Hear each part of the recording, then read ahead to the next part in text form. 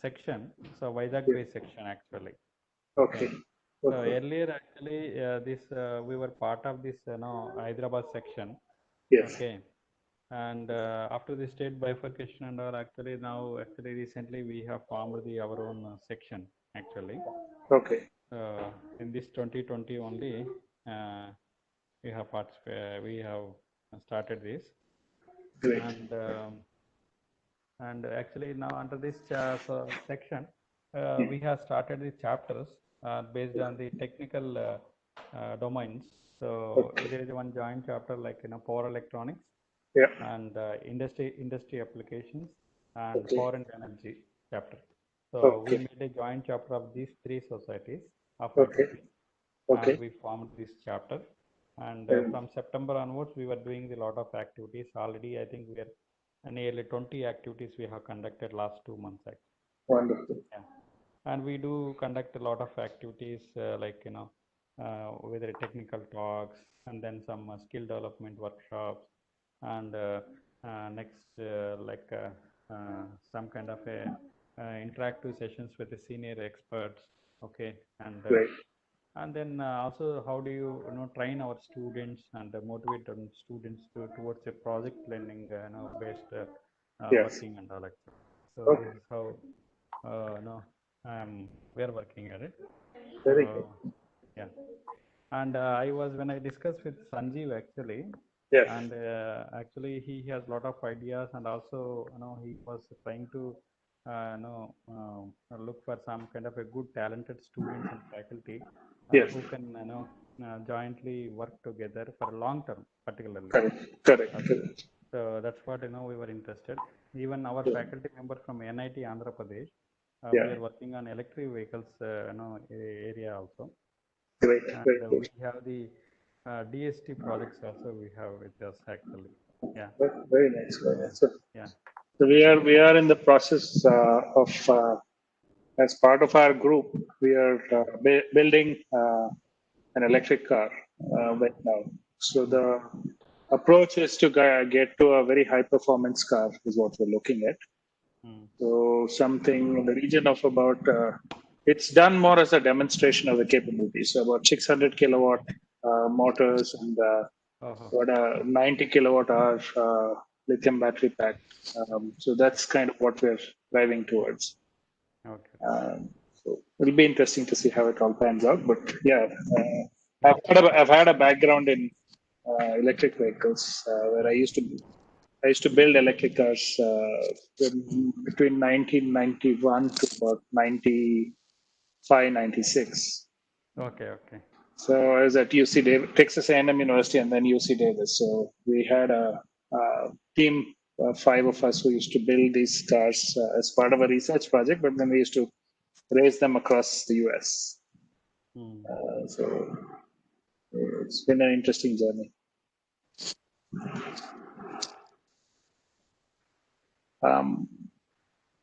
Quick question in terms of I have a PowerPoint presentation, and that I'm assuming I can share. Yes. Okay. And also we will make you as a presenter, sir. Actually. Okay. I think you made it. Yes. Good evening, sir. This is Shankar. Hi, Shankar. I am also from NIT Andhra Pradesh. I am a colleague of Dr. V. Sandeep. Very nice to meet you, sir. Same, sir. I made a presenter. Do you got the option, sir? Yeah, I did get the option. So it says I'm a presenter now. So,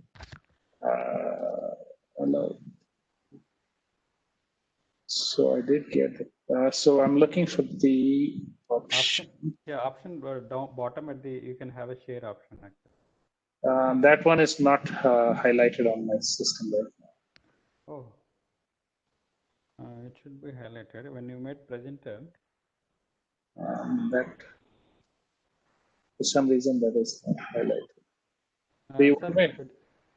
Shankar sir, are you getting the co-host option?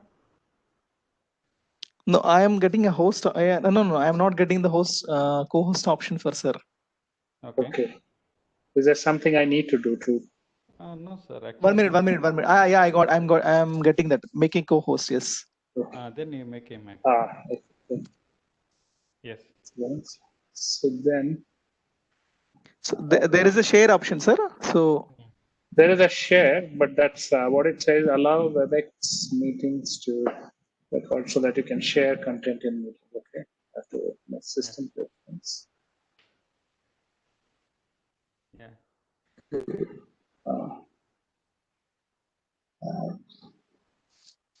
Okay.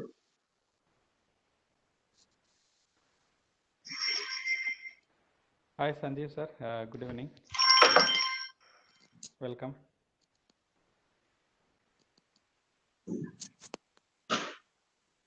So I might have to quit this and restart because I'll have to do that. So I think it's a setting that I needed to do. So I'm going to just quit and come back in. Okay.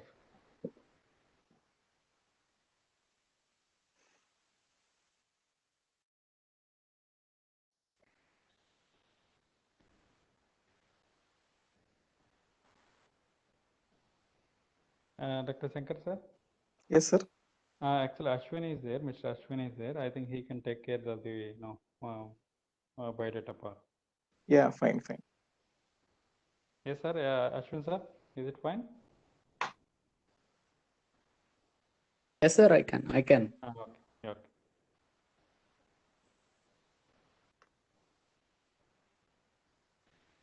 I think I request the participants actually who were participating yesterday and today also, you please encourage your friends and then classmates, okay, and make it a larger group for these events. Because we are trying to find out some kind of outcome of this activities. It's not just some kind of a webinar that we are trying doing. We are trying to do something beyond this talks. Okay, what is the outcome? How it will be useful, and what way you get benefits and all like.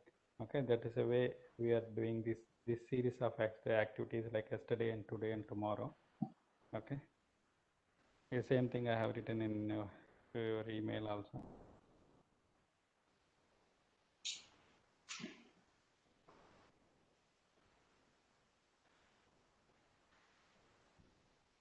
I'm back. I think that the share option is working. So thank you.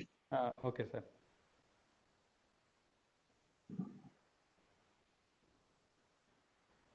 Yeah, just wait 2 minutes, sir, and then we'll start, sir. Sure. No worries.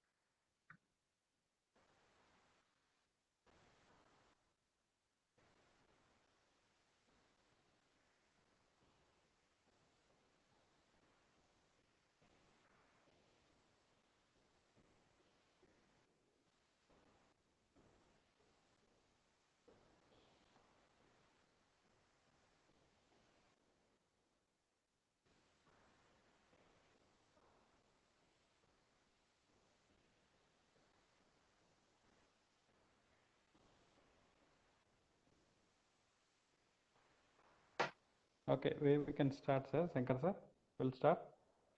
Yeah. Yes, sir. We can start. Yes. Okay. Yeah. Yeah. Very good evening to all of you. I welcome Mr. Murali from Bangalore, and who is the speaker of today's session. And I would like to welcome all the participants to this event today. And as you know that actually this is the event we are organizing by IEEE Power Electronics Industry Application and Power and Energy Joint Chapter under IEEE Vizag based section. And and NIT Andhra Pradesh jointly organizing this program. And the motto of this series of talks, what we proposed November 9th to 11th, 3 days talk, to motivate and encourage the student community towards work in the electric vehicle sector. And through this, actually, we would like to encourage them to come up with some kind of a campus startups and to involve in the research projects, and particularly in the EV sector in their respective colleges or at the industry also. So that's why we are trying to connect some of the experienced and experts from that domain, EV domain, to the student community as well as faculty community, so that they will understand what is the scenario, what is the challenges significant, and so that they will come on the board what are the various projects are ongoing at various places. Even academic institutes also offer summer internships. Even NIT Andhra Pradesh offer the summer internships and even whatever online internships throughout the year. And this is how, and also industry experts also they continuously work different projects. So we would as IEEE, from the IEEE, what we are trying to do is we are trying to bridge the gap between the academic institutes and then industries, because academic institutes have a good resources, young talent. So we want to pool the young talent and then connect to the industry. So this is what IEEE is trying to do at this junction. So I hope the student community will, utilize this opportunity and interact with the speaker more at the end of the section and get to know what are the opportunities, what way we can involve in this kind of research oriented project. And of course, the academic institutes also will try to help you to get into various professors at various institutes also. So we would like to take this talk to beyond this lecturing. Okay, so this is what the motto of this particular today talk. And tomorrow also we have another talk, last session, and by Dr. Sanjeev on entrepreneurship and innovation also. Okay, so please participants tomorrow session also. So I thank Dr. Lakshmi Narayana and others members from the I welcome other members from the IEEE Vizag Bay section who has joined today's program. I welcome Dr. Abraham sir, Vice Chair IEEE Vizag Bay section, and then other honorable members from Vizag Bay section. So thank you. And now I would like to ask Dr. Ashwin to give a brief introduction about our today's speaker, please. So thank you, Sandeep sir. So good evening to all the participants and IEEE members. So warm welcome to today's resource person Murali Arikara. So Murali has been an entrepreneur and has over 25 years of experience that includes business development, technology management, product engineering, marketing, power system engineering. He currently oversees next portfolio at Machani Group that includes virtual reality, digital humans, computer vision, humanoid robotics, and electric mobility. He also serves as a member of the board and is an advisor to several startups in India and overseas. Murali has had a background with electric vehicles starting in 1991. He has designed and built electric vehicles that have won several competitions in the US. He has also designed, built and tested drivetrains based on battery, ultracapacitor and hydrogen fuel cell technologies. Prior to his role at Machani Group, Murali was the Executive Director of Essential Energy, a wholly owned subsidiary of Intelligent Energy, and was responsible for solutions engineering and business development.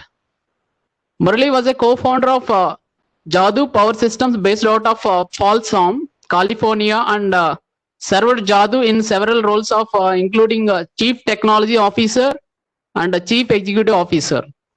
Prior to Jadu, Murali worked as a researcher at Institute Transportation Studies at University of California, Davis, and as a research assistant at Center for Electrochemical Systems and Hydrogen Research at Texas A&M University.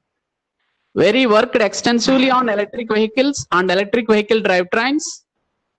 At the University of California, Davis, he was instrumental in setting up the electric vehicle laboratory and doing research on various battery, fuel cell, and ultra capacitor based electric and hybrid electric drivetrains.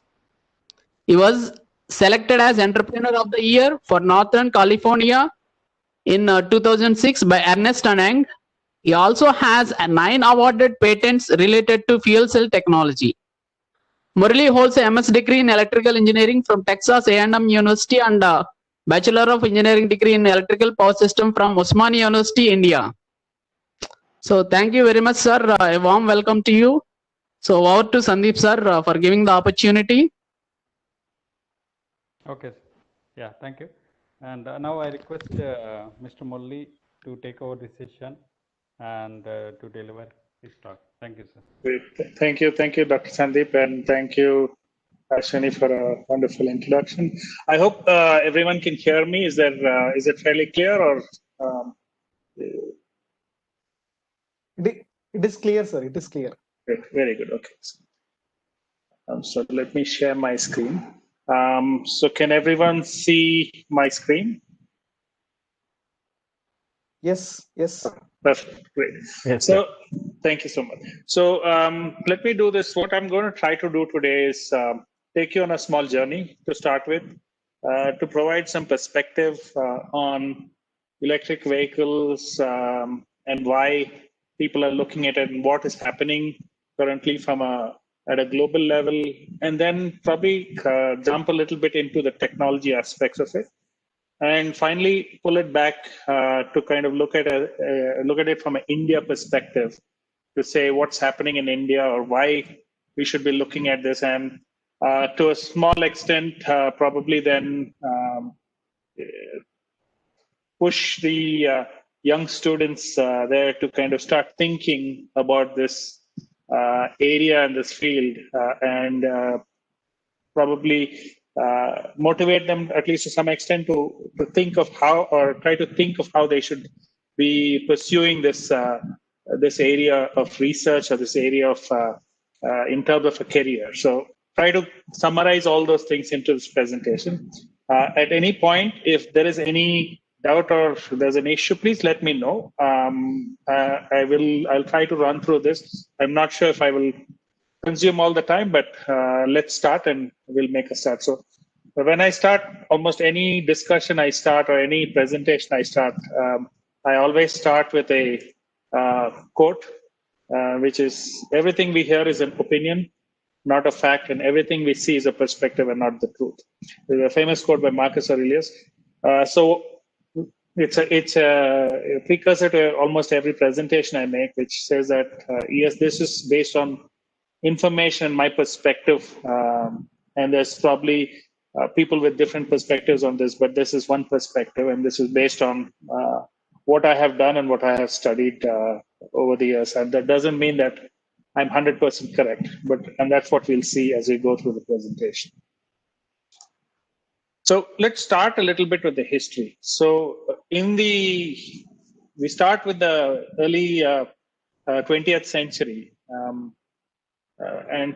Before we start, in the 19th century, the most popular prime movers were horses.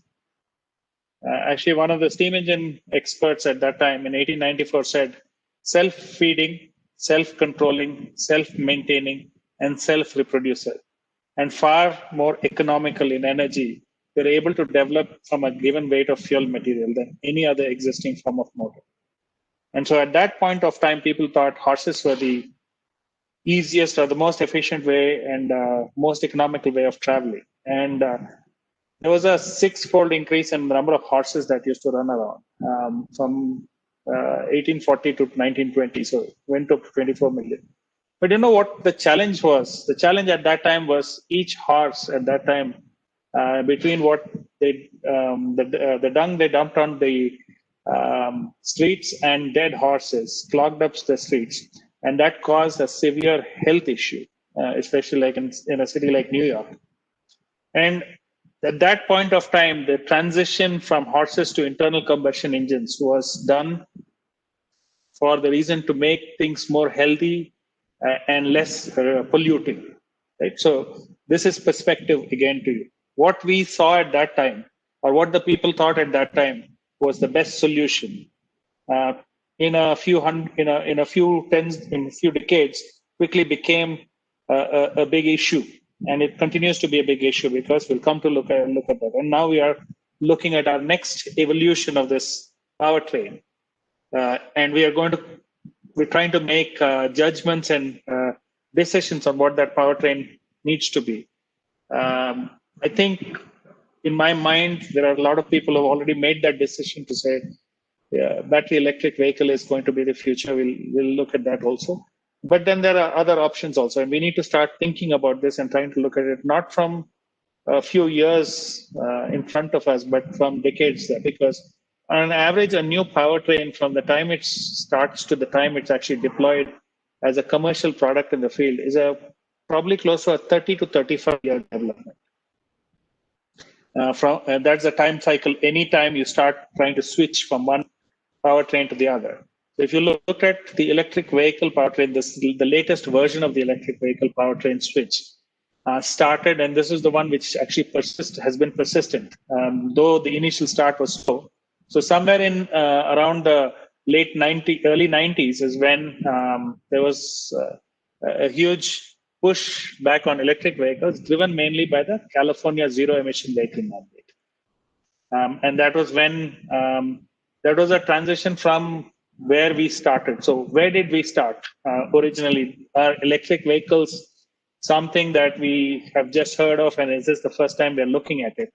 Actually, again, going back to the early 1900s, we had three competing technologies. One was the internal combustion engine. The other was electric vehicles, and there were steam-driven vehicles. So actually, at that point of time, at the turn of the century, 40% of the cars in the US, and we'll look at it from, I'm looking at it from a US perspective because that's where a lot of this development happened. 40% were steam-driven cars, 38% were electric cars, and 22% were gasoline cars. So they went through a process. At that time, there was a point at which the electric cars were beginning to take over. But then what happened was they came up with the invention of the electric starter. Because till then, what used to happen is you used to crank up the IC engine car with a crank. And I don't know how, even till the late 70s, 60s, 70s in India, you still had a few of these cars running around which you needed to crank up. But electric starter kind of transitioned that out. It made it more convenient. And then Ford introduced the Model T, which was much lesser in price than what a electric car at that time was. And in addition to that, there was a huge discovery of oil in Texas that made gasoline affordable and for the average customer. So all these things kind of drove a transition at that point of time from horses to an internal combustion engine vehicle, though there were other competitors at that time. So we are kind of now at a similar junction or a juncture. So to go back to my earlier comment, electric vehicles have been around since about 1800. There was a competition, you could say, in the early 1900s. And in that competition, the electric vehicle lost out to the IC engine car. And then in 1970s, we saw again a little bit of a resurgence of this when there was the Iran oil crisis, or the Iran revolution. So at that point of time, there was an oil crisis, and there were huge lines. And at that time, the companies, the car manufacturers, and the government was interested again into in electric vehicles. But then that again was a short-lived journey, and then that died too. So what is driving it now?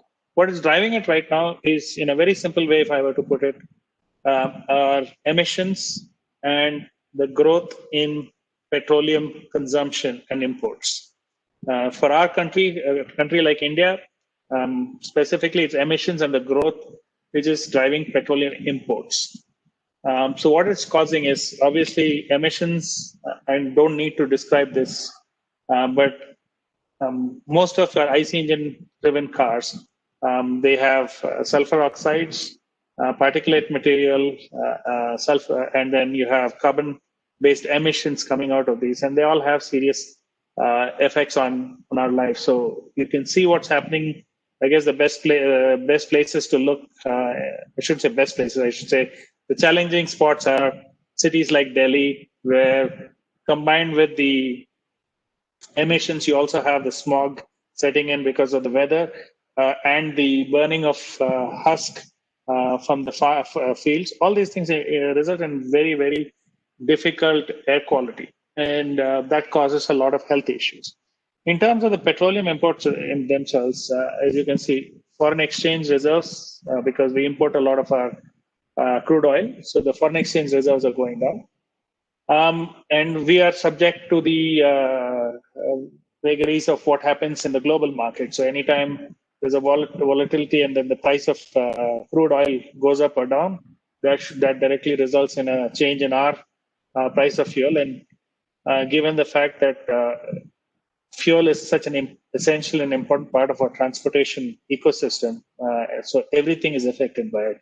That means the price of goods delivered to you, every one of these things starts getting affected by it. So it affects our economy in a significant way. So what's happening today is energy security is a word that everybody is using. That's becoming important. Now you keep asking, you might ask and you might think, why is he going through this whole discussion? But this is to try to set the stage for the why electric vehicles. So given that scenario and the fact that we want to go away from emissions and petroleum, we are now at another transition. So very similar to the transition we had earlier, where we said, okay, horse dung is polluting and causing issues, and as a result, we want to transition. Now we have the second phase, the next transition in the making, where we started with IC engine vehicles and we realized that the petroleum, the energy security matters with respect to crude oil and the emissions. Both are making it again, or the pollution again is making it a requirement for us to transition to a new technology. So what are the competing technologies today? Today, the competing technologies are electric vehicles, and in electric vehicles, we talk about pure electric, which is what we call battery electric vehicles. We are looking at hybrid vehicles. We are looking at fuel cell electric vehicles.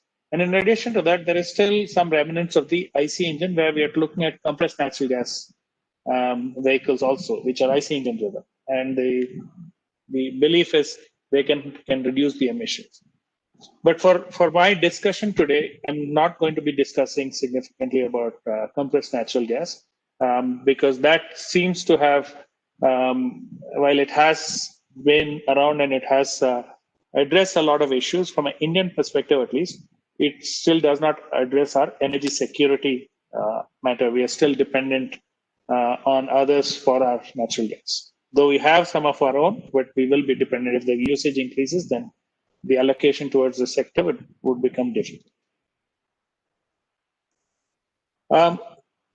So there is already quite a few discussions ever since Tesla's came out with their electric vehicle and they've transitioned to several other models. There is a lot of interest, and the writing on the wall, so to speak, is electric vehicles will be winning this next version of the powertrain transition or the powertrain competition. So we have, I mean, you can look at all the major consulting groups, everyone out there who advises large companies, everyone's talking about this. PricewaterhouseCoopers says automotive future is electrified, autonomous, shared, connected, and yearly updated. And we'll talk about that later. And then Forbes is talking about when electric vehicles start to become more common, drivers of internal combustion engine vehicles will be thought of the way smokers are regarded today. So pretty interesting opinions and views of it, which is actually driving a lot of businesses to change how they're doing, or change what they're doing and how they're approaching this market. As you can see, there is a chart on the right, which basically says by somewhere around 2038, 39, we will see a transition between from the internal combustion engine vehicles to battery electric vehicles in terms of the number of units sold. If I were to present this chart to someone probably 10 years back or 15 years back, they would look at me and think that I was crazy. And the speed at which, and this is the attitude of a large number of OEMs for a long time, till Tesla came in and took the market away by storm. And once that happened, there were a lot of followers who came in to kind of start working on it and figuring things out. The reason is very simple. And this is a belief, again, this is where what I said earlier, my perspective comes in. I don't believe an OEM can develop what I call breakthrough technology in this area. But I think they can be fast followers and they can move quickly towards doing it. The reason is, in my mind, is simple. It's because a lot of these companies, and I think this is important, there's an important piece because I'll come back and tie this down later. A lot of the companies in this space have been steeped in this, in the way of how they do business as in terms of selling their cars. The models they use and the methods they use, they try to keep doing it, and they have a significant amount of investment into that space, and it's very difficult for them to walk away from that investment. So if you looked at the electric vehicle technology that came in the 1990s and even from companies like GM, some of it was pretty interesting technology, but what they wanted to do was continue to try to push it in the way they tried to push their other vehicles, and the methods of comparison on different metrics was the same. But what people didn't realize is that the world is going through a transition. It's going through a transition, and the change is going from talking about electric vehicles and electric cars to mobility. And mobility is an area that is seeing significant disruption right now. So when I talk about disruption, first part in terms of vehicles launched, right? So there's close to over 300 battery electric vehicles that were in the plans. Now I don't know what has happened after the COVID hit. I'm sure there are delays in some of these, but till about 2025, there were about close to about 300 new electric vehicle models that were going to be launched. And the interesting part is most of these vehicle launches were in the medium and large vehicle category, if you look at it, between about 2020 to 2023. So this is a time frame in which this was happening. I also remember, kind of to give everyone a perspective, when I was doing my master's, that was in the 1993-94 time frame. And that was also the time where the software business and the internet business was beginning to start taking off. And I know working in the electric vehicle space, I had people who were coming to me saying, why are you working in energy? You're smart enough, you can become a software guy. You don't have to study much. We just need, and there's huge demand for software people. I'll tell you, I'm fortunate I stuck to what I thought was interesting at that time for me, but was not necessarily the most popular area to work in at that point of time. But what I will say is that transition about 8 to 10 years back, where I had a lot of software guys, I mean, more than 10 years back, actually, 15 years back, a lot of software guys and people from the Silicon Valley who had been in IT and IT related companies now beginning to jump into solar and electric vehicles was pretty stark, because that actually, I won't call myself smart, but I'll say I was lucky to be in the spot I was, because I felt that helped me in a big way in a lot of the work and the experiences I gained. But coming back to this important piece, and the reason I brought that up is also the change in the mentality of the customer. So when you look at some of the surveys that were done, at least for Germany, China, and the US, this is based off a study done by McKinsey. in Germany, it's about 64% of the people, when they're buying a car, they actually do a comparison between buying an electric vehicle versus, when I say electric vehicle, I include a plug-in hybrid electric vehicle in it. Between whether they should buy an IC engine car or an electric vehicle. That's part of their decision-making process. In China, that number is amazingly high, close to about 86%. And in the US, it's about 51%. That's probably also the reason why China has the largest number of electric vehicles on the road today. And in terms of concerns, one of the biggest concerns when buying a battery electric vehicle is related to access to charging station or to the limitation in terms of range of the vehicle. These are all pretty interesting perspectives, and I'm going to come back to it through my discussion later when I talk about the technical and technology piece of the presentation. Like I said, the automotive industry is facing a huge disruption. So if you look at it, the question is moved from saying vehicles to actually to talk about mobility. I mean, most of you are aware of, and I'm sure that almost every one of you in the audience has used one of the ride-hailing services like Uber or Ola. So starting from there to all the other pieces that are going with it, and the discussion on ride sharing, the discussion on what I call autonomous driving, the discussion on electric mobility, talking about additional connectivity and infotainment options within the vehicle. All these things are changing the automotive landscape significantly. And you can see that there's close to about $220 billion. This is only disclosed investments that have happened in the last about 10 years, which is very significant. That's a significant amount of money that's being poured into this. And that investment that we're talking about, $220 billion, is probably in close to about 1,000 companies. So that's about on an average, about $220 million per company. That's the amount of investment coming in.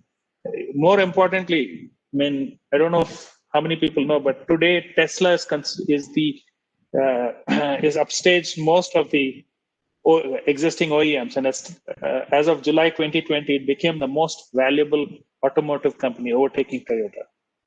So that's kind of what people are looking at. They're saying that is where the future is, and that's why they've given it the value they've given it. But the interesting thing for us to look at is the fact that most of this investment has not happened in India. Most of it, if you can look at the geographical location where it's happened, it's in the US and China and United Kingdom. The surprising thing in this thing is a small country like Israel has a much larger investment for its in this area, given with respect to its own GDP. So there, I think the Israel GDP is somewhere in the region of about 350 or 360 billion dollars, if memory serves right. And the Indian GDP is somewhere in the region of $3 to $3.5 trillion, close to $3 trillion, and we're looking at going to about 5 trillion. And if you looked at the difference, we are an order of magnitude bigger in terms of our economy than Israel, but the investment that they're making is significant here. So this is something I'll come back to again to talk about this when we talk about the Indian perspective and where we see and what we see and why we see these challenges. In terms of, this is kind of the first part of it. I hope this gave a quick overview and the perspective in terms of the background and a little bit on the electric vehicle industry. What I'll do now is I'm going to jump into some aspects of the technology.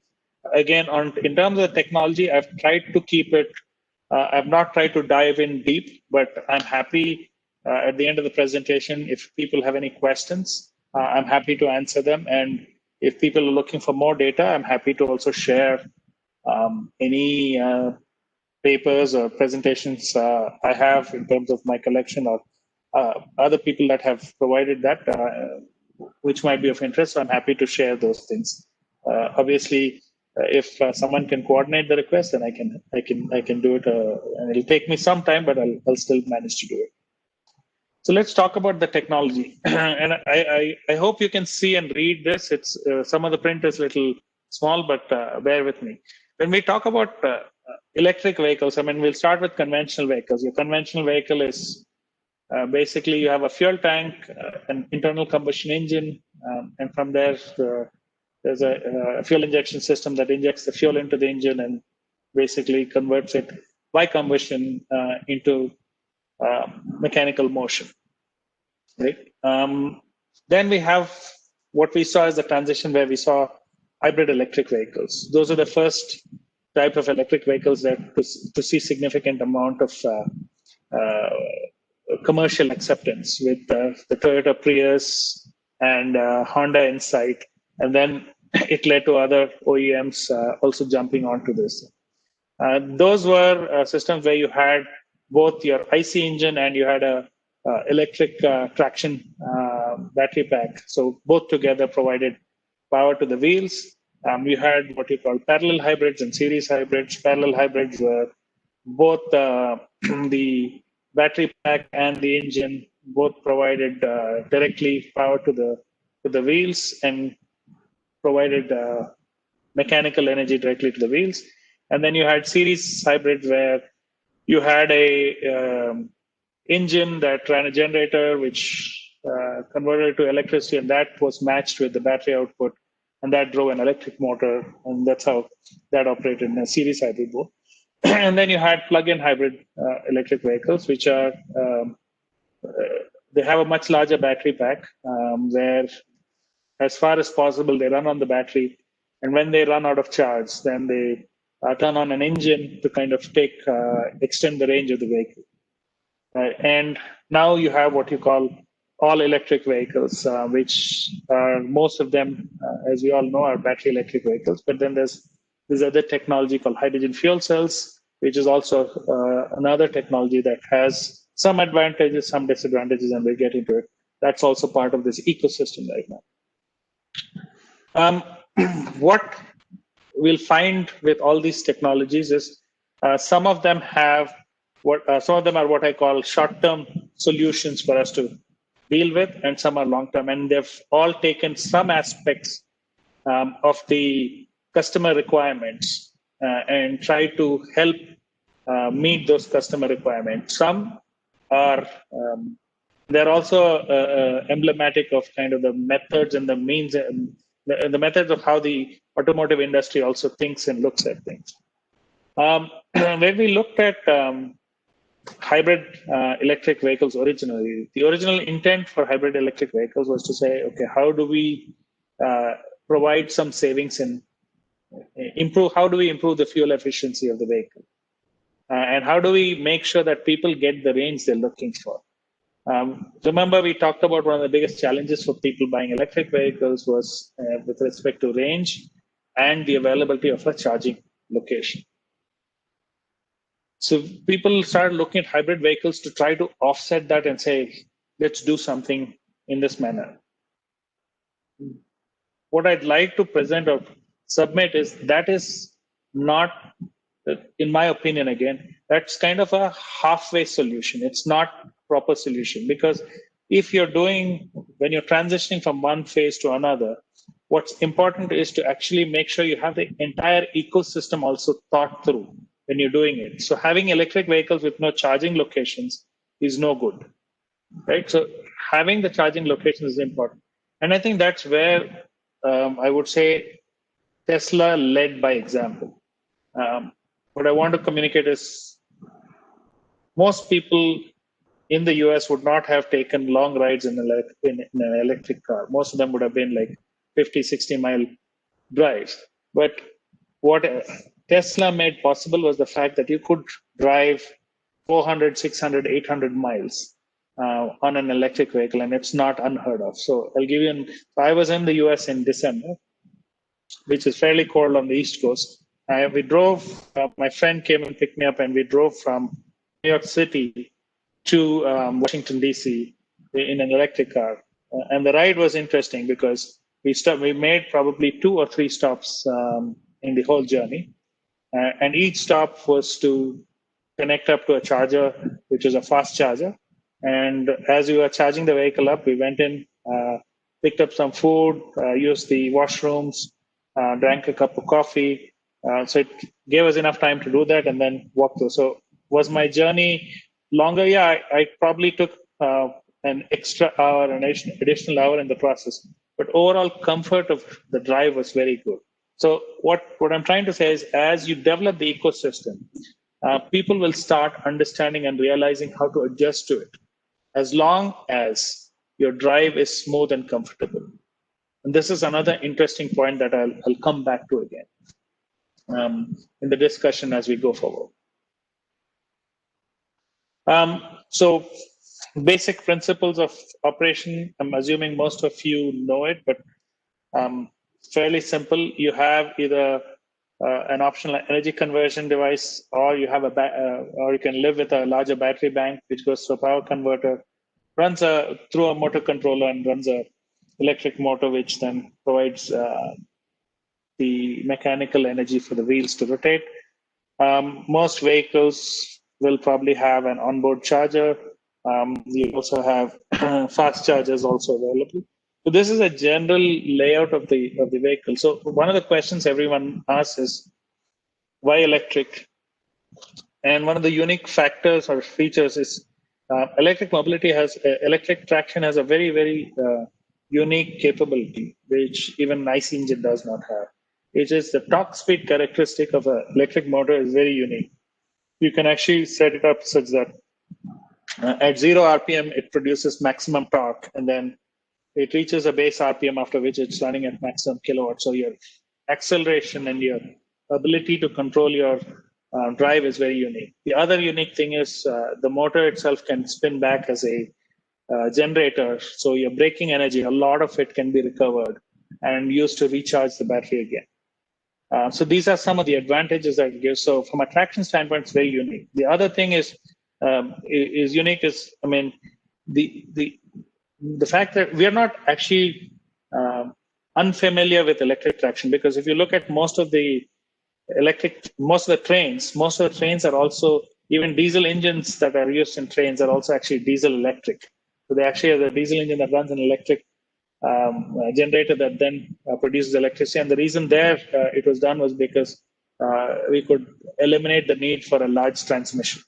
And that's why we go through what I call a diesel electric traction. So what we know is, from a torque speed characteristic and from a ability to drive vehicles and mobility, the electric drivetrain has some very, very unique characteristics.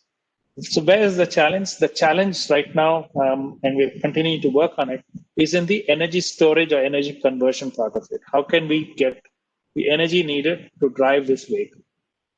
Right. So the options, like I said, are batteries or energy conversion devices like hydrogen fuel cells. These are the two large competing technologies right now.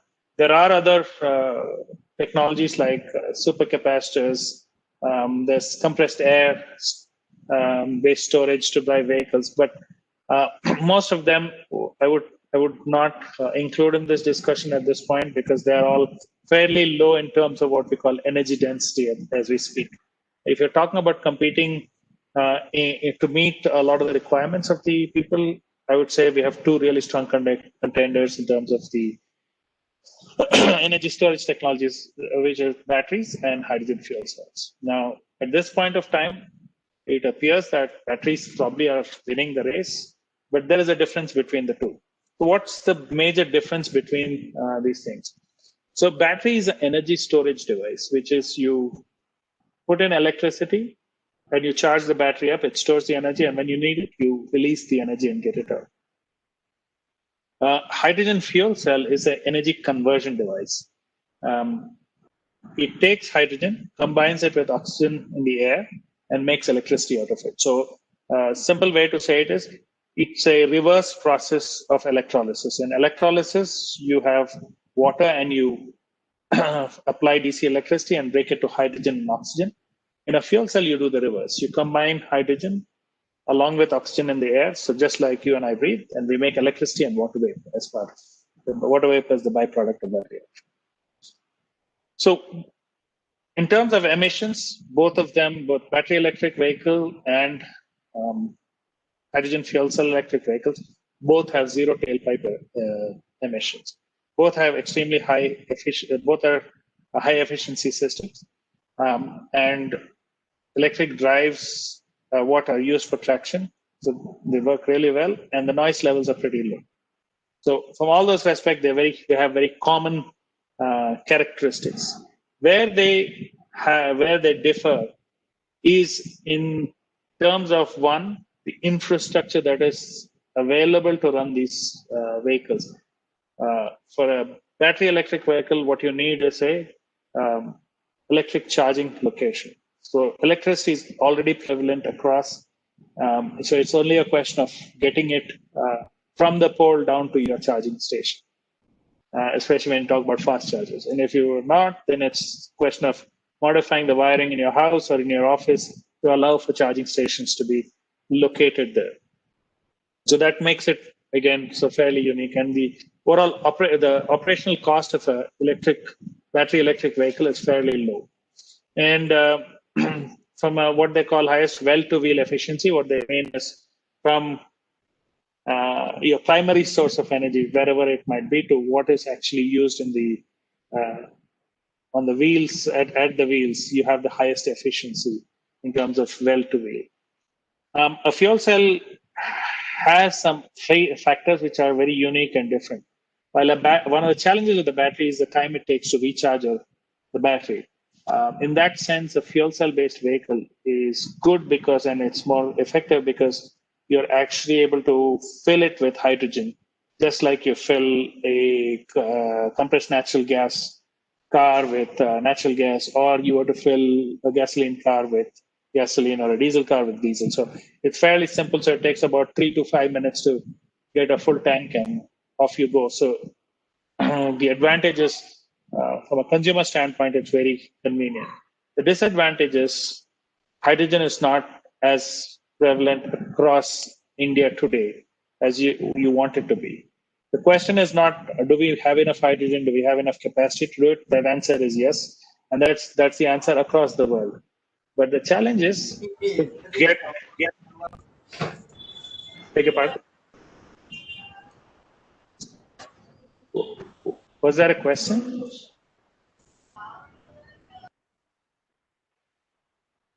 Okay. So I think that's a challenge that you face with the technology. There's other aspects, but we'll come to that. But at a high level, this is the challenge, and that's where the infrastructure part of it is where you're seeing the battery electric vehicles taking a lead over the hydrogen fuel cell vehicles today,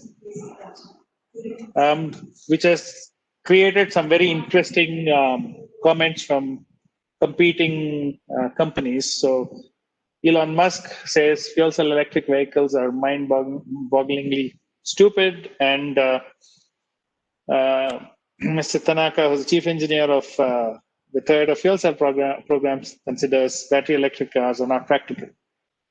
Who's right? Who's wrong?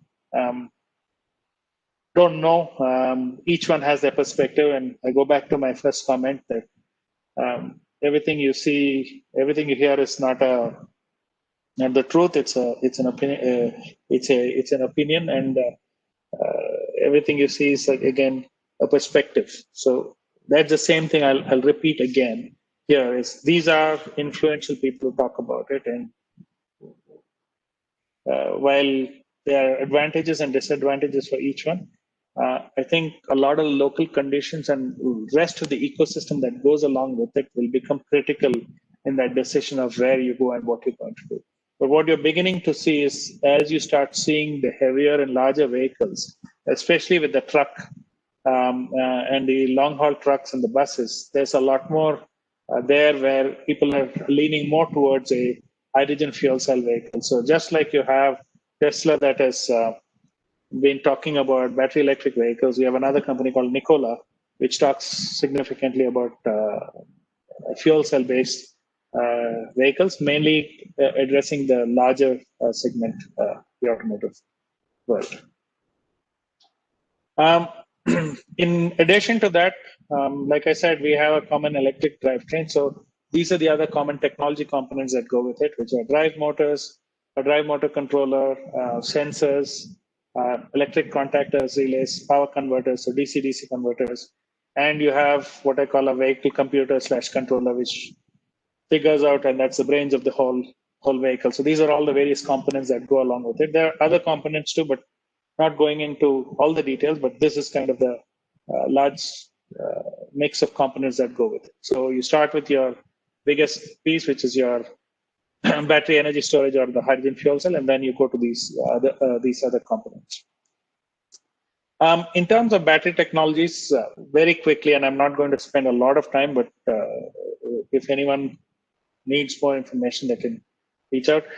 We've had an evolution of technologies. We started with lead acid, which is even continues to, how should I say,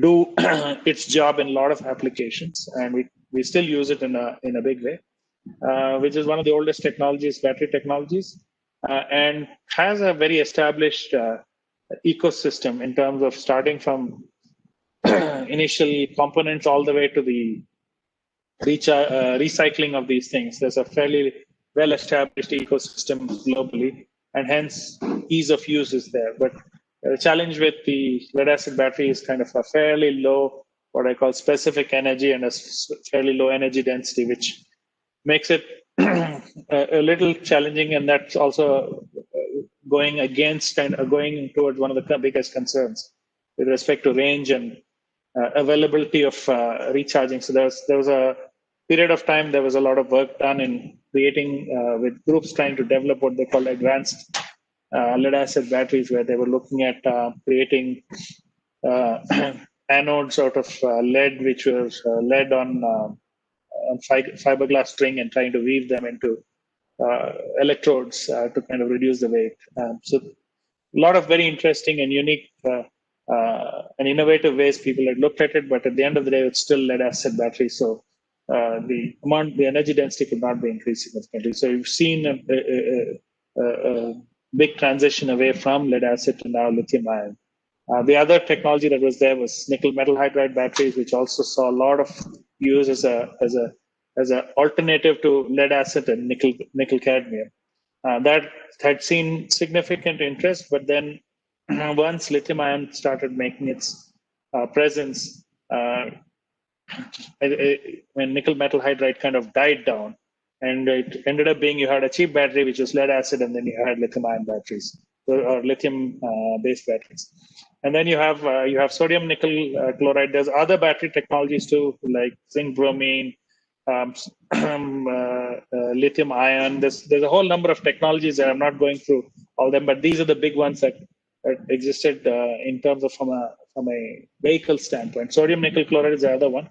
The challenge it had was the operation was at an elevated temperature, 300 degrees centigrade, because of which it makes it a challenge to keep maintaining the battery temperature at that level as you drive through. So that becomes a challenge, and it affects to some extent the cycle life of that battery. So the chart here is an interesting one. I'm not going to go through all of them, but there are two or three areas that I'll hit upon.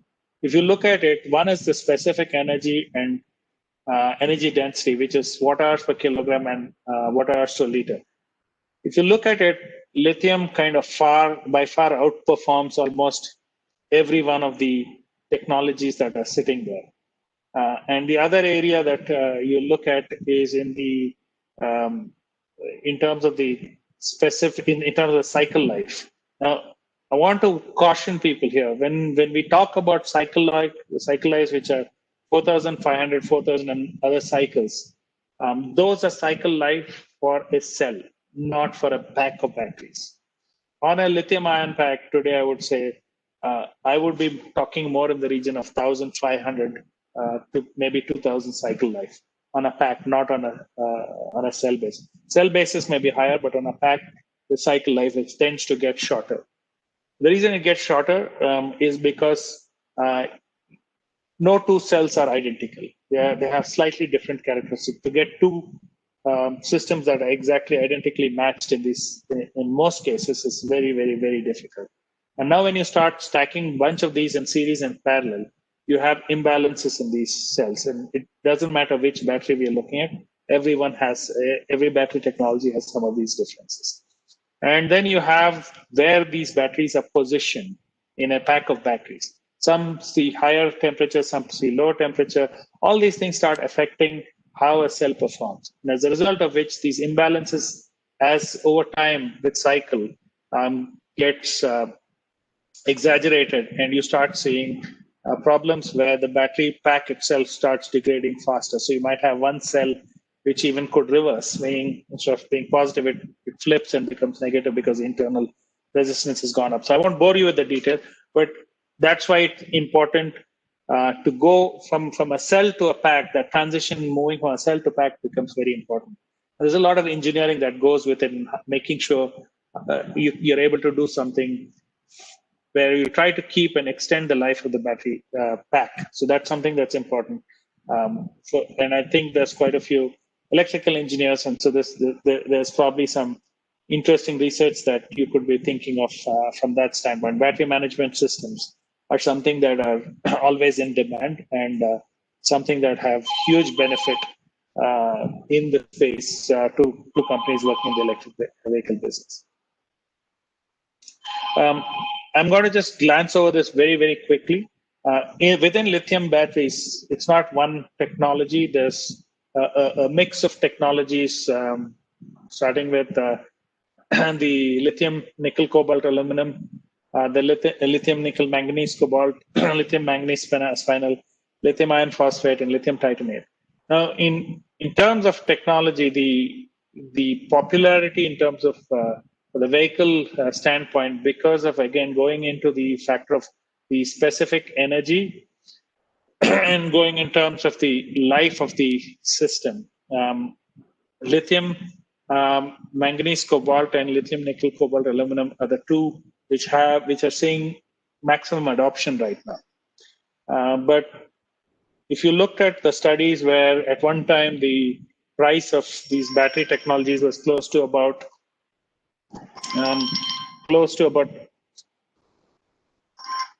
the battery technology was close to about $1,000 per kilowatt hour, and for it to work in a vehicle scenario, they're looking at somewhere in the region of about $100 to $120 per kilowatt hour is what they want to see this reach. What they have found is because of the use of cobalt, and I think a lot of you have probably read this thing, the price of cobalt and the fact that it's very difficult to mine and get it. You're getting it from Congo and some of these other regions in Africa, and in very, very harsh situations using child labor, etc. So it's created some stigma to it, and the price is also fairly high. Nickel and cobalt together drive up the cost. So reaching that target of less than $100 per kilowatt hour using lithium, nickel, manganese, cobalt, or any battery pack that uses nickel and cobalt becomes extremely difficult. So there's an interesting shift where people are starting to look at lithium iron phosphate as a possibility. The challenge there is, as you can see, the specific energy is fairly low.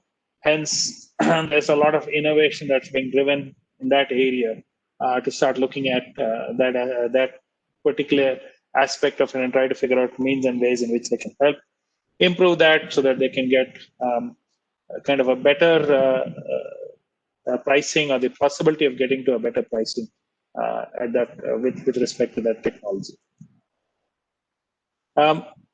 Now, this is probably a level detail, but I wanted to just give you a view of kind of what does it take to look at this whole value chain for electric vehicle battery, because that's kind of the most important component in a battery electric vehicle. The challenge, and this is why I'm bringing this up, is the challenge from an Indian perspective is most of our work is somewhere in the region of the module production and going to the right, not to the left, which is in terms of component production and cell production. Well, there have been announcements by different groups saying that they're looking at setting this up in India. But the challenge is the investment needed to set up a an entire battery plant starting from component production all the way through is pretty significant. And it does take a lot of commitment from someone to actually jump and make that, to set that up.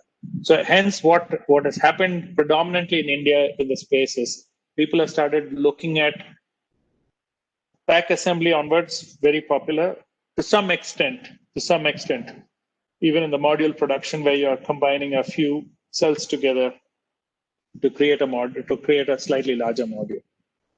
So this part is again something which I would, how should I say, encourage students to look into, because even if you don't go to the left of the module production, from module production onwards, whatever is being done, that in itself has an opportunity to develop some fairly unique configurations and unique intellectual property in this space. And now if you look at kind of the challenges with battery technology, so I'm just giving you guys a kind of a quick round walk through this thing. Is the challenge with battery technology is one comes to cycle life. We talked about it. Specific energy, though it's high, it's in relative terms it's high, but in terms of the amount of space and the amount of weight it occupies in a vehicle, it gets pretty significant. Cost, we've hinted upon it. Today, a battery pack of about 90 kilowatt hours. Today, if I were to look at it, that's on an average, it would be about $20,000 to $25,000. And if I were to convert it into Indian rupees, that's about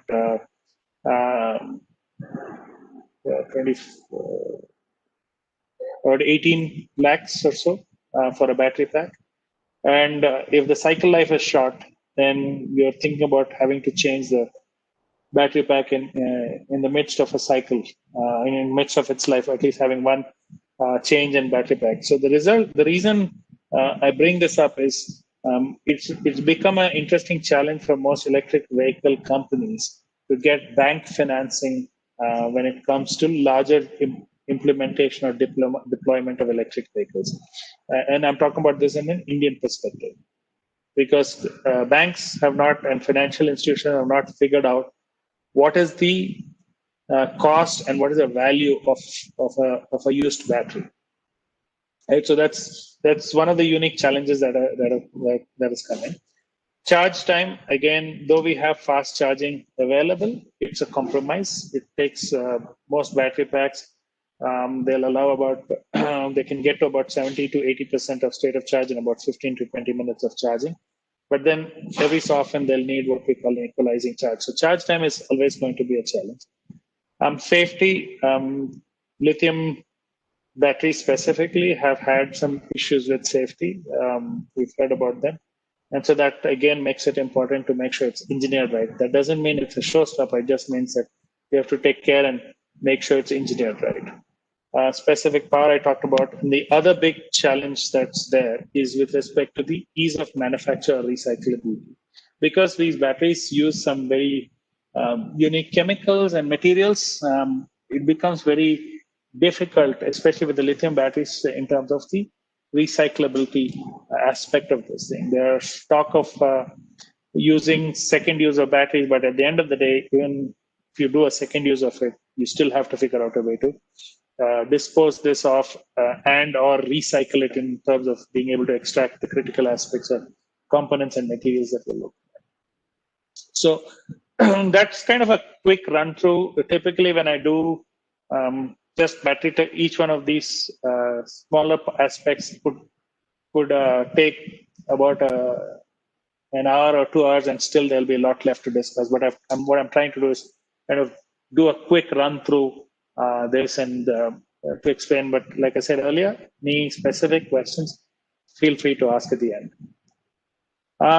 Then we talk about fuel cells. Fuel cells, again, like I said, there are systems that combine hydrogen with oxygen in the air to make electricity. And this gives you a kind of a walkthrough of the different fuel cells, but the one that is predominantly used in the automotive or in the vehicles is the proton exchange membrane fuel cell, mainly because A, it has a solid electrolyte, which is a polymer electrolyte, and B, because the operating temperature is close to room temperature. So PEM fuel cell can be started from minus 20, minus 25 degrees centigrade onwards. It could be started. And what it does is, once it starts running, there's the inefficiencies create heat and make sure that the cell reaches 80 degrees centigrade fairly quickly in terms of operating temperature. And once it reaches there, it can continue running in that spot. That's a fairly unique thing. And then the efficiency of that is, when we talk about efficiency, we're talking about efficiency of conversion of hydrogen to electricity. We're talking about 40 to 60%. That's a function of how you design it and set it up. And we can talk, if someone wants more data on that, I can give more information on that. I'll give you an example of that. And it can be used, there've been buses, there've been cars, there've been two-wheelers like motorcycles, all built running on PEM fuel cells. There's commercial adoption today in the forklift market, where you have companies like Ballard and Plug Power that are supplying commercial product in that space.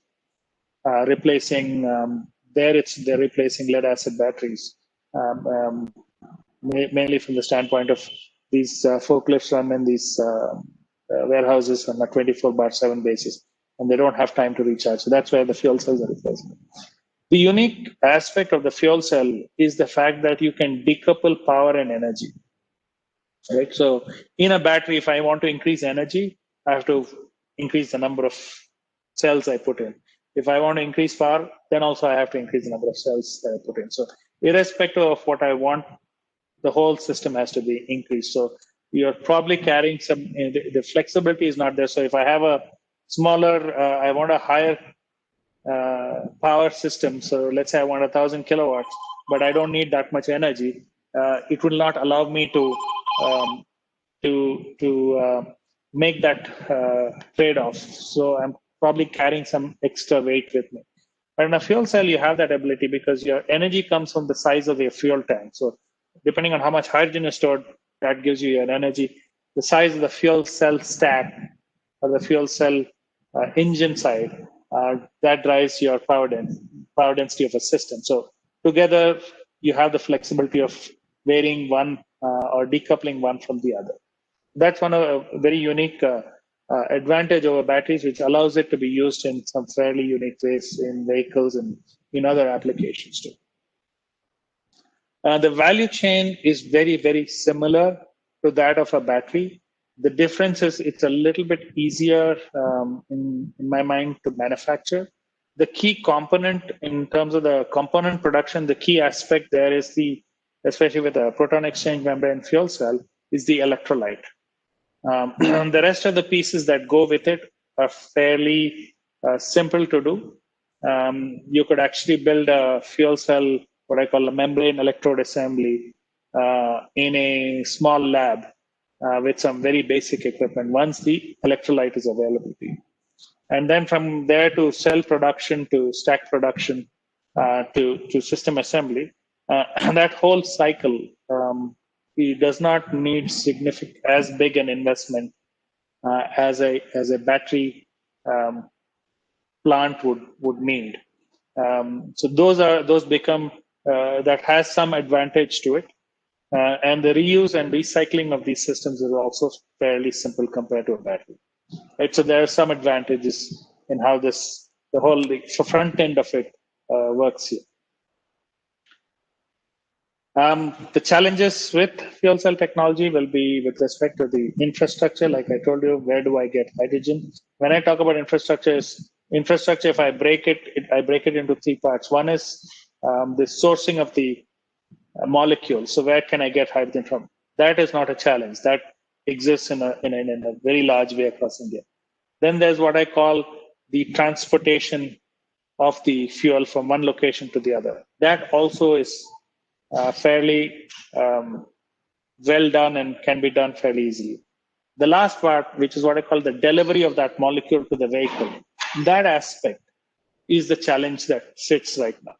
And that's the one that needs to be solved. But it'll take a lot of investment to solve that. There are programs that are currently ongoing in countries like Germany, where you have the H2 mobility is one of the programs that is being run, where they're deploying or creating hydrogen refueling infrastructure across the country through fueling stations. Similarly, in California, there's a program which is looking at deploying these hydrogen fueling stations across. So those are things that are happening. The other critical challenge with the fuel cell is to make sure that the hydrogen delivered to the fuel cell has a significantly high quality. We are talking about hydrogen which is pure to the level of about 99.995%. So that becomes a fairly interesting challenge there. The specific power, again, like I said, while it is flexible, we would like to get more out of it so that in comparison to an IC engine vehicle, it can,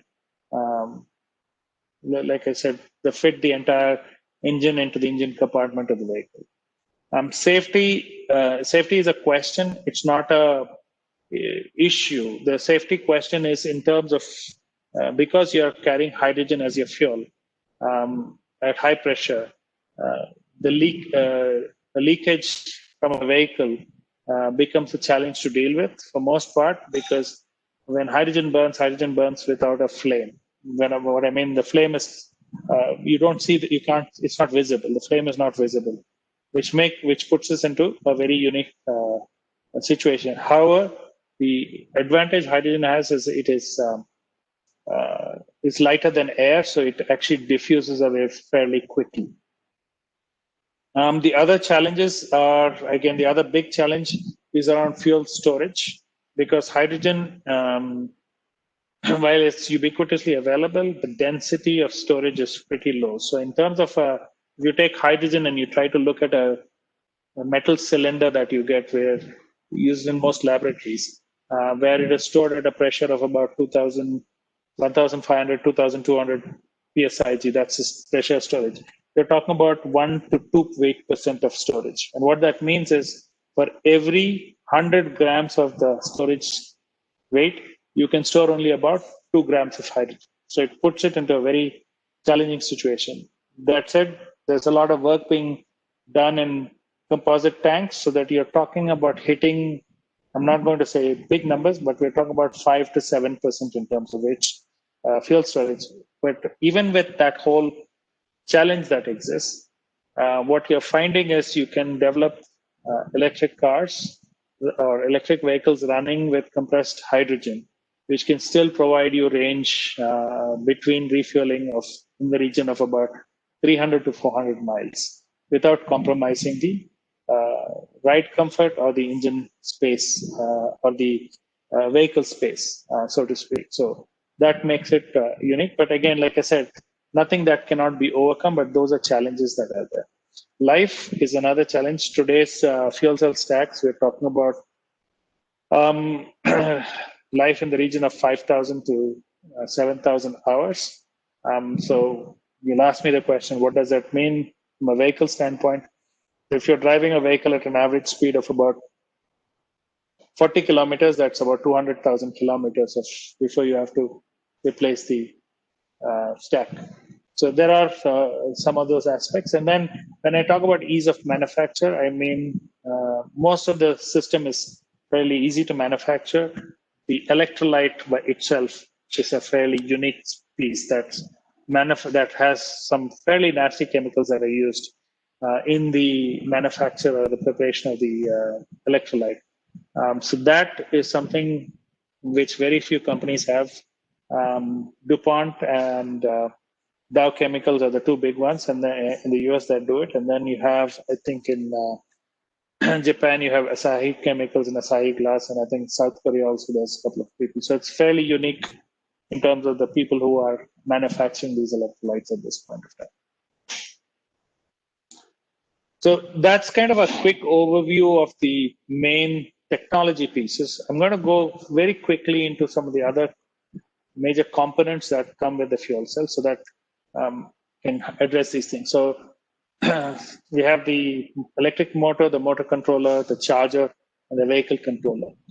The electric motor, there's different flavors of motors that we're looking at. You have series DC, brushless DC, permanent magnet synchronous motors, and induction motors. Of the list here, the last two, the permanent magnet synchronous motors and induction motors, are the two that are seeing a lot of popularity in the market, and hence people like Tesla, Future Faraday, a lot of these companies are looking at these two motor technologies where they're deploying things. There is another unique motor technology, and I'm bringing this up because it's an area that we are working on, which are called axial flux motors. And these motors are an advantage where they have high power density, and in terms of if a typical electric motor weighs about 20-25 kilograms, for the same power level, we're talking about a motor that weighs about 5 to 6 kilograms.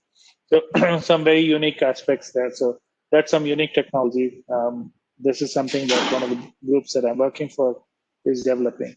Then you have motor controllers. These are the devices that go between the battery and the motor. And this is where you provide the signal of how fast you want the wheels to spin. And based on this, the motor controller changes the speed at which the motor spins. So there are two broad categories of motor controllers. One is called a pulse width modulated DC, which is basically you take a DC signal and chop it into waves, and based on that, how much time it's on and off, it decides what is the speed of the vehicle can run at, because the average DC voltage is dropped. The other is an inverter controller, where you basically look at varying the frequency and use a changed frequency of the supply to drive the engine at a certain speed. Then you have vehicle chargers. So you have fast chargers, which are typically what you'll see in public charging locations. And you have a home charger. A fast charger is something where you're talking about 20-25 kilowatts of energy delivered, or maybe even more than that, close to about 80 to 100 kilowatt. And in that space, there are a couple of standards that have come in to define what type of charging. There's a CHAdeMO, and then there's a CCS. These are two standards that are out there that are competing with each other. And home chargers it could even be an in-vehicle charger. The advantages of a fast charger is probably 20-30 minutes. You're able to charge up to 70 to 80% of your capacity, and then move off. A home charger comparatively probably takes 8 to 10 hours to get a full charge on the vehicle. So, typical overnight charging kind of a situation. And the other very unique part is the vehicle controller itself, where most of these are custom controllers, and people kind of develop unique algorithms that define how these vehicles should operate, how regenerative braking should work, should you have other aspects in it, how much information does the user get on the vehicle characteristics, can we integrate a lot of other aspects into it, can we integrate AI into it to make it smart to figure out where the next charger is, how am I driving, what it's going to do, etc., etc., etc. So a lot of possibilities here, and how this could be integrated with a lot of the other aspects in kind of giving advanced information on where you're driving, how you're driving, what you need to do, and where is your next recharging spot, and what type of recharging location is it, etc. So you can get a lot of information out of it. And as a manufacturer, you can use this also to collect a lot of information on driving patterns and so on and so forth of people, which then allows you to improve the design of the vehicle. So from a technology standpoint, I think while I've not delved into details in every area, I've tried to give you a kind of a very, very quick overview of it. Now let's talk about kind of the India impact. And this part is fairly important and unique because it gives you a perspective. And this is kind of the last part of my presentation also. So it'll try to tie in some of the earlier comments that I've made. I'll try to do it as effectively as possible and as quickly. Going back to this chart, because this is a very important and critical chart. It's important and critical for all of us in India around this. And the purpose of this chart is to identify something. the amount of investment that's going in from an Indian perspective into these technologies is fairly small, I would say minimal. And it also highlights another unique aspect of how the Indian economy works. And there's also a reason why I want to bring this up and talk about this to this audience, because most of you are students, and this becomes an important aspect of it. So the Indian economy is what I call a service-based economy. So it's about 60% of our GDP comes from services, which has driven a certain psychology and a method of how we work. And what I mean by that is India is very good at what I call that of if you tell someone what to do, they will do it very quickly and do it very efficiently. And if we've seen it time and time again. When we started off in the telecom space, the cost of setting up every telecom tower was, let's say, about 2 crore in investment. We were able to figure out means and methods to get that down to about, today a telecom tower infrastructure probably is in the region of about 40 to 50 lakhs. So pretty significant drop. Our call rates in terms of mobile phone calling us, with whatever innovation we've done, whatever we've been able to do, gone from about 15, 16 rupees a minute to almost 60 paise or 50 paise a minute or cheaper than that. It's when someone says what to do, we're very efficient at doing it. People talk about jugaad. We figure out some way to do it.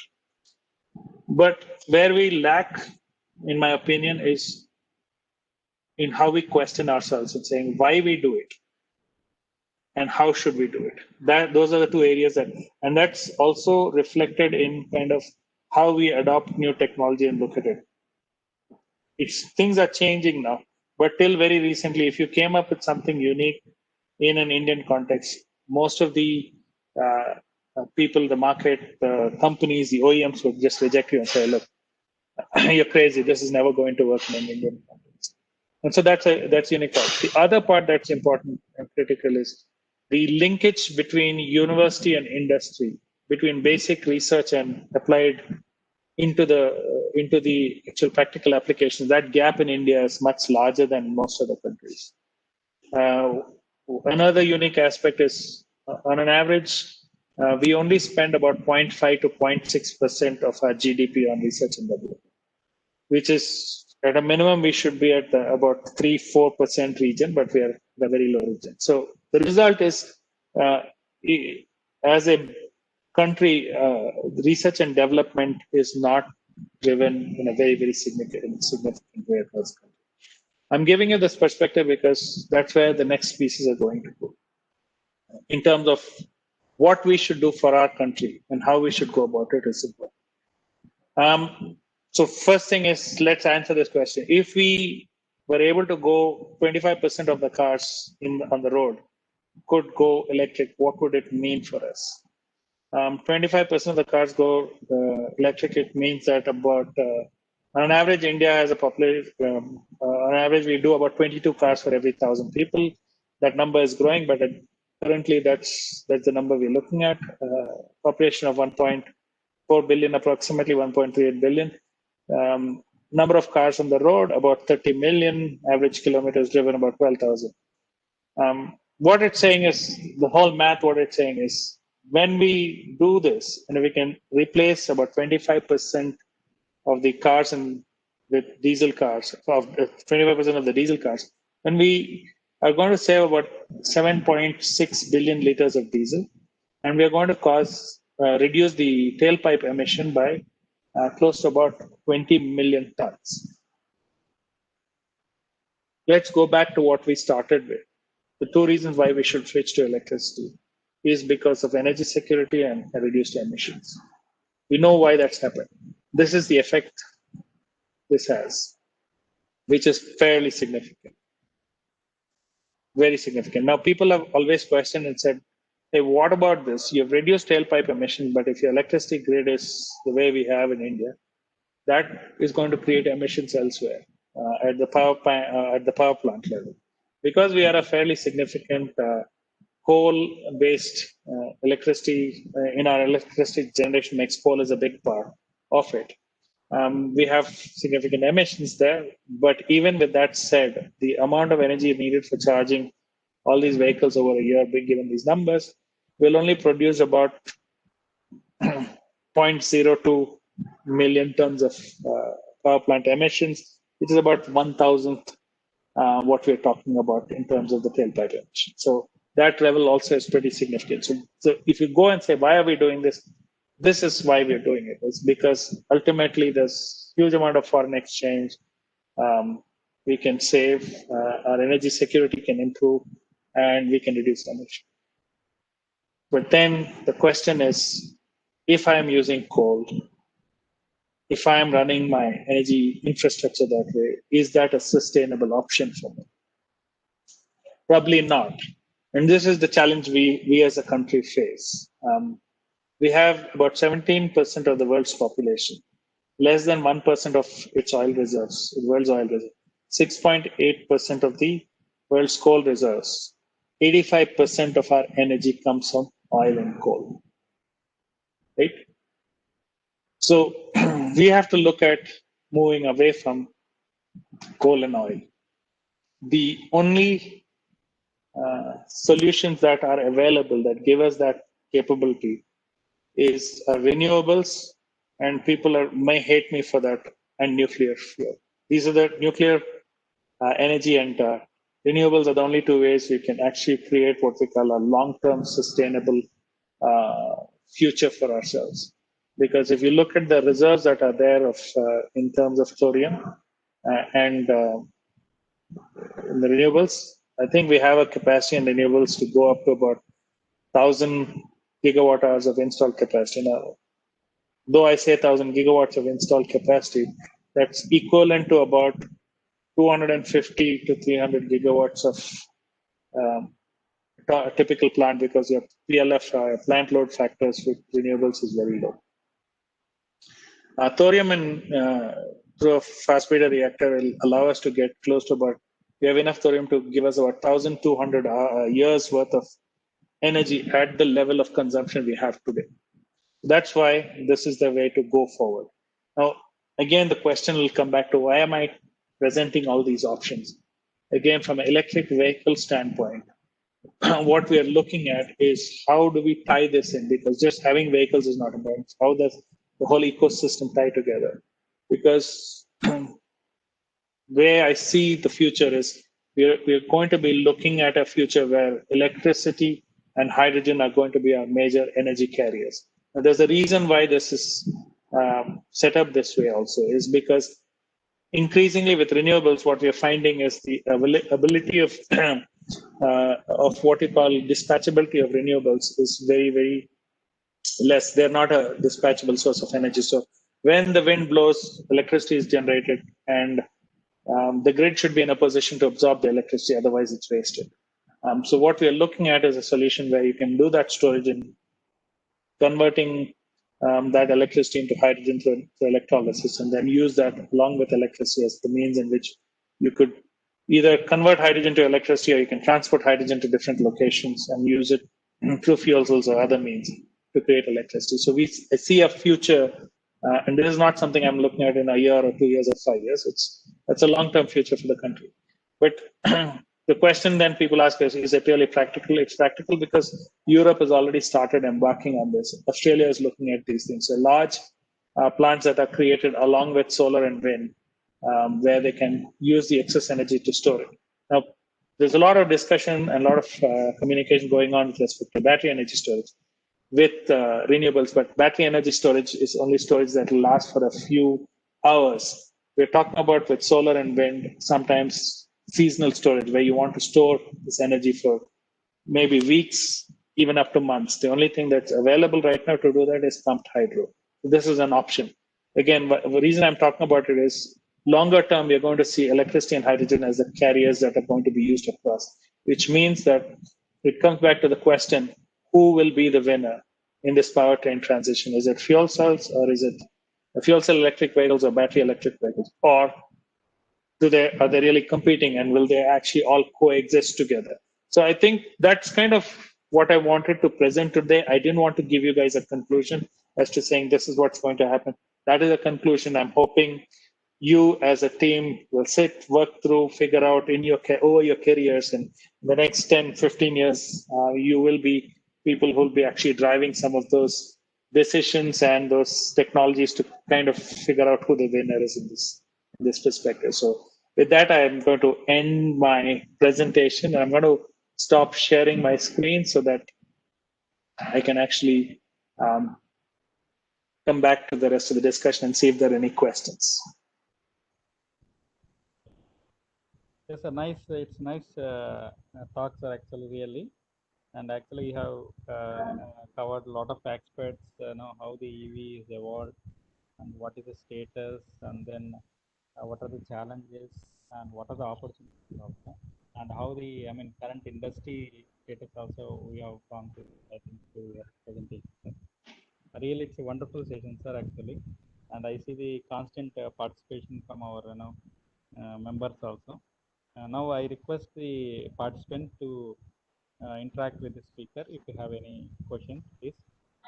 And also I requested Dr. Abraham sir, Vice Chair, Vizag Base Section, IEEE. If any feedback or any, I think, please, sir. Yeah, good evening. That was an excellent this one by Sri Murali Arikara.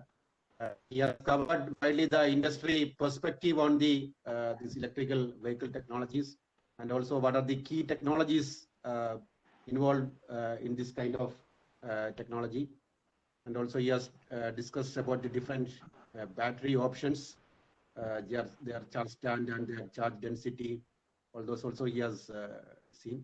And what are the other technological constraints also he has dealt upon all these things. I would like to tell that it was a quite informative and excellent this one introspection into the electrical vehicle technology. Thank you for that excellent lecture. Thank you. Hello, sir. Is it audible? Myself, Shankar. Yes, sir, Shankar, I have a question, sir. Can you elaborate about axial flux motor? Is it axial flux motor or Yeah, it is axial flux motor. So radial flux motors are your conventional motors where you have the way the flux flows. So the result is you need a fairly what do you call heavy core that goes along with it, and you have to have copper wire to run through it. An axial flux is where the flux is generated in the axial plane. So the thickness of the motor is less, but also as a result, you can have what do you call a very light core. The big disadvantage with the axial flux motor is with respect to the ability to take the heat away. The thermal management becomes interesting because now you've reduced the weight, you've increased the output capacity, so it generates heat, and you need some amount of surface area to dissipate the heat, and hence there you'll actually be looking at liquid motors, but liquid cooled motors. But the advantage is you can actually integrate these motors into hubs of vehicles because the Z plane, so X and Y is what grows with the size of the motor, and the Z plane is fairly narrow. So I can stack multiple motors together, or I can integrate the motor into the wheel as a hub motor, and that gives you a lot of how should I say, ability to control modify the space. And also, if you have a motor in each wheel, you can actually eliminate some of the steering requirements through electronic steering there. Especially when it comes to things like autonomous vehicles, then you have a lot more control from an electrical standpoint on a lot of the steering and turning of the vehicle, etc.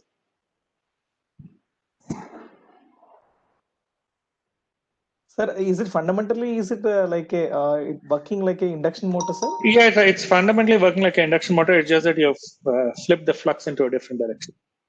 Okay, fine. Thank you, sir. Thank you. It's more I call a mechanical and a configuration basis that you've done there. Thank you, sir. Thank you. So I think there's some questions on the chat. So what I'll also do is I'll just run through those one by one. I think this is from Lakshmi. I think there's a question on the current research taking place in solar powered electric vehicles. So there is solar currently, if you look at solar panels, the on an average, it's about 1,000 watts per square meters. Watt is a maximum solar energy you can get per square meter of surface. The efficiency of conversion today with most solar photovoltaic systems is about 10 to 12%, right? There are a few multi-junction things where they're talking about getting in the region of 30, 35%, but those are extremely expensive right now. But if I looked at it practically, you're talking about 10 to 12%. So you're talking about 100 to 150 watts per square meter. So your challenge with having a pure solar vehicle is significant. There are some very unique, how should I say, solar electric cars that are there, but they're more concept cars. What I would say is, based on the current status of technology, the solar car is going to be more of a demonstration, and where solar can be used is to offset some of the accessory loads that come on a vehicle. So there is a competition. There continues to be competition on that, but I think that is going to change. I don't see that changing actually in a long over a long period of time. I think the next question was on by Surya, which was related to dynamic charging system and renewable sources to the system. I don't fully understand what you mean by dynamic charging. If you're looking at fast charging, I think definitely it's something that is possible. Not possible, it's something that is required and it's already being done. If you're looking at dynamic charging as saying, as the vehicle is moving to charge the vehicle, I think that's going to be a pretty significant challenge to do that. If you're talking about a charging profile, there are people who have figured out different charge profiles where it's not a constant current charge, but other means. And if you mean dynamic charging that way, that's something that people are already doing. But if you're trying to say, can I charge a vehicle as it's moving? I think people have talked about wireless charging. People have talked about inductive charging mechanism. I think that's a fairly significant challenge that we'll have, because in terms of infrastructure costs, it's going to be fairly significant. In terms of connecting renewable sources to the resources to the system, I think in the cycle going from what I call primary energy to energy at wheels, renewables will always play a significant role in it. But if you're talking about integrating renewables onto the vehicle itself, probably not at this point of time. I won't say it's not going to happen, but I'll say right now from a technology standpoint, I don't know if that's something that's possible today. So those are the good evening. Yeah, good evening. Good evening, Murali sir. Yeah, good evening. Sir, I'm Chandrasekhar. Just started my journey in the electric vehicles. I'm doing my PhD in NIT AP. Right. So I have 3 questions to shoot. So can I start now, sir? Please. Yeah. So as you said, there is a huge gap is there between Indian education system and the industries. So my queries will be on that track. Sure. So the first question goes like this. So how R&D of a specific company do performance analysis of specific design of EVs, specifically an inverter system and drive control? So what I mean is, does they simulate through emulators, or they take real-time components and do the analysis? So how the R&D team will start the journey? So I'll be honest with you. If you ask me how they should, that's a different answer, and how they do is a different answer, right? How they do today is, I'll say most of it is empirical, and what I mean by empirical is they look to someone to guide them, a consultant or someone to guide them to say, what should I do? And usually they use them as the basis to run the whole thing. So there is no clear cut, what I call major thinking and program there. It's usually copying what someone else has done somewhere and saying, okay, I'm going to follow that same principle because everyone else is doing it. So there's no risk in my following that principle. So if you ask me the question, I would say probably from an industry perspective, there are very, very few companies that are actually investing time in doing it. And that's why I said, if you look at a large OEMs, probably no, but there may be smaller businesses. So I would say a company like Ather, others might actually probably spend more time and effort in putting some amount of research and thinking in developing these systems at this point of time. Yes, sir. So second question goes like this. Can you name some simulating platforms for academics other than MATLAB? Because the research to be on the real time. So yeah. So there is so I don't have now the knowledge of the ones, but there used to be a program called Simple EV, SIMPL EV, and I'm sure it has evolved over time, where Simple EV was a simulation package that was created by, I don't know if it was IDFM National Labs or someone, but that was something fairly effective that I had used in my earlier life. And then I have done a few others where I had developed my own modeling systems to actually run through a lot of the analysis that we were doing. yeah, sir. Can you spell once again so that I can blog it? It's SIMPLEV. SIMPLEV. Okay, sir. Yes. Yeah. So the last question, sir. Yeah. So you said that charging speed is going to be boosted up in future, like in 20-30 minutes, we are going to charge the battery like that. So the technology says charging speed is inversely proportional to the life cycle. So how? What's your comment on that? So that all matters, varies from place. It depends on the technology and the methodology you use for charging these. So right now, fast charging is already available. It's not that we have to develop it. Certain technologies allow it more, some don't. So this is what happens. There's a general rule of thumb. People say fast charging actually affects the life of the battery. I have another side of the thing, right? Which I know with lead. I've not done fast charging with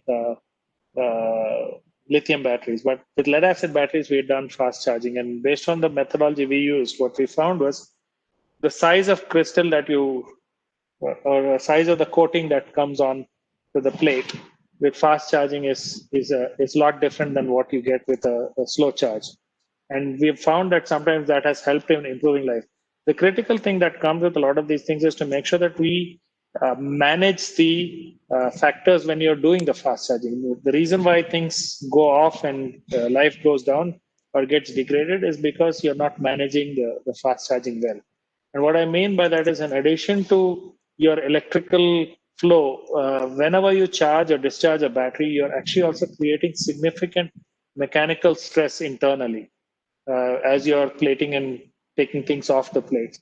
So those all have an effect, and that has how should I say, how the cells are designed. So like I said, depends on the cell chemistry and the type of construction of the cell, that some cells, yes, will be more forgiving and will accept fast charging better than others. Okay, so typically, Yeah. if your internal resistance is high of a cell, then then fast charging may have a negative effect because you start creating hotspots within the cell. So that's a critical aspect of it. So some chemistries will accept it better than others. Even the lithium batteries, there are some which accept better than the others. Yes, thank you, sir. Sir, is the Simple EV open source or it's licensed? I don't know now. When I was using it, it was an open source thing. You just had to apply. It was Idaho National Labs or Los Alamos, one of the two that had developed it. So I don't think it's very expensive. They encourage researchers to use it. Thank you so much. Thank you.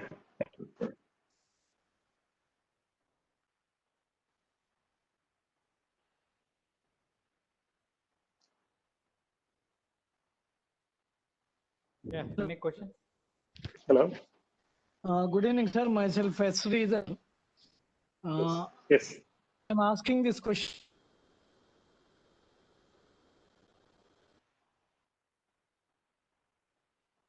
To take the distribution of any electric vehicles from any company, is it really a right decision right now?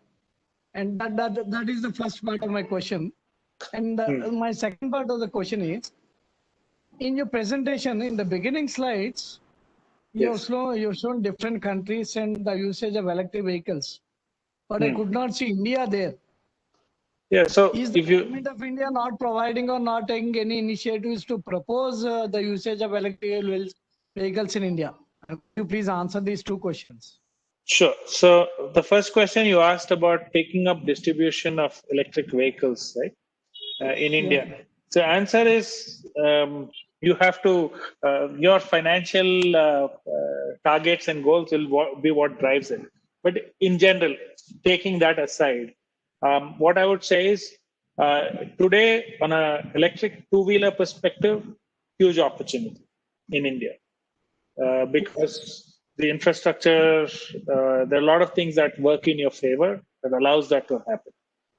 It actually, even from a rural perspective, it's a fairly unique opportunity because they may have access to electricity, but may or may not have access to a petrol or a diesel station close by, and the costs, economics, and a lot of things work in the favor of a two-wheeler. In terms of four-wheelers, I think the question or the challenge is going to be a little different, and it's time will tell how that all works out. Now, you asked me, is the government not doing anything? Government is doing this. A FAME 1 and a FAME 2, there are two programs. There are some electric cars running around the country, but the numbers are not huge. And you have Mahindra has a E2 electric vehicle, E2O car that in Bangalore has sold a few thousand cars. If you looked at the Tata Motors is launching a car. There's other companies that are beginning to launch cars. Now, the question people ask is why? You ask the question, why is it not? It's a question of adoption, right? So what has happened in India predominantly is people have tried to sit and say, people will not buy the car if it is expensive. So yes, sir, exactly. On the requirement part, what we have done is we've said, okay, let's limit this thing to say it should not cost more than 5 lakhs or 10 lakhs or something. Result of which we've said everything else then is compromised because of that 10 lakh target we hit. Right? When you hit a 10 lakh, when you say I'm setting a target of 10 lakh, then my battery cost is going to be, I have to limit the size of my battery to limit my battery cost to fall within the budget. So I start limiting everything around it. And as a result, I create a compromised vehicle as opposed to a good vehicle. So there is 2 or 3 things that need to happen. One is it's a change in how we are offering this. Second is, interestingly, a country like India, till COVID hit, in 2019, we sold about 40,000 luxury cars in a year. Right? When I say 40,000 luxury cars, these are cars that are typically priced at 35 to 40 lakhs and above. So when we try to artificially limit ourselves and say, I want to only make a car of 10 lakhs, then we are compromising on so many factors that we are not creating a vehicle of quality. But if you are willing to sell, how should I say, 10,000 luxury cars is still better than 1,000 not compromised, design compromised cars, right, or feature compromised cars. And that's kind of the same mentality the Western world had till Tesla came and said, we're launching this car. And the first car that they launched was not 10, 20, 30, $40,000. It was about $120,000 to $130,000. And that's where they changed the mentality and they said, yeah, there are people who'll pay that kind of money to buy a car, and there are people who bought that. And over time, they then started improving and perfecting and changing the economics. So now you can talk about buying a Tesla for about $30,000, $35,000 and still enjoy a lot of the benefits. So they changed a lot of things. Ultimately, you know, as a consumer or a customer, I'm not going to buy a car because it's electric.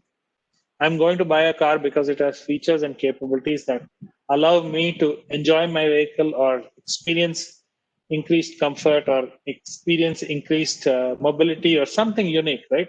Just because it's electric, I'm not going to buy it. And that's the change we are looking for. I mean, that's why when I talked about our unique situation as India, and that's what I'm trying to also encourage the students and others to look at is don't look at it as a also ran. This is what 10 people are doing, so hence I should do. You look at it from the point of standing, what is it that you'll buy, why you'll buy, why will a customer buy, what are the things they want. From that customer perspective, you start looking and is there an opportunity for us to do something? We start looking at it from that standpoint, I think there's huge market for this. Thank you, sir. Thank you very much. Sir, with your permission, could I add one more question? Sure, please go ahead. Yeah. My question is I just started with, I want to take a distribution for electric vehicles, right? Yeah. With that question, I see a problem. The problem is, how do I charge my batteries? There are not many battery charging stations in the country. So how do I really overcome this problem? So there are two, right? So again, like I said, from a two-wheeler perspective, I would say your opportunities are better because you can even charge from at your home, right? So you don't need that much.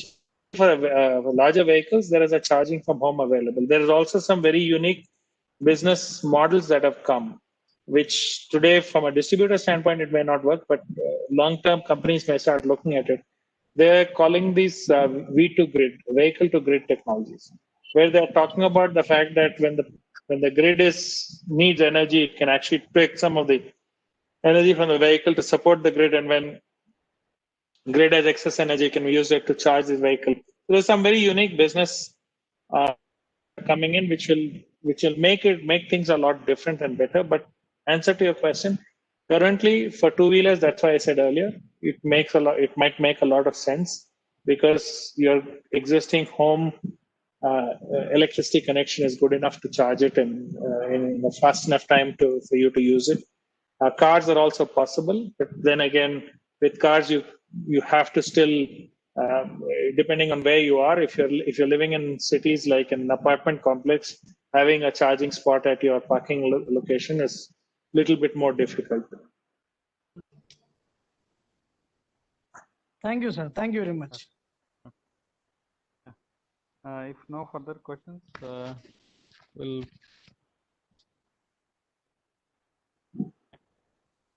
Fine. Okay. Okay, sir. Shall we end this session, sir? Sure, I'm fine with it. Thank you. Okay. Yeah. Okay. Fine. I request Dr. Shankar, Secretary, IEEE, PLS and IAS and PS. Is my voice audible? Yes. Propose the vote of thanks. Yeah, good evening all. I, Shankar Petapati, happy to propose a vote of thanks in this event. First, I thank Mr. Murali Arikara for delivering a very informative lecture on the global emerging EV industry and its significance in India.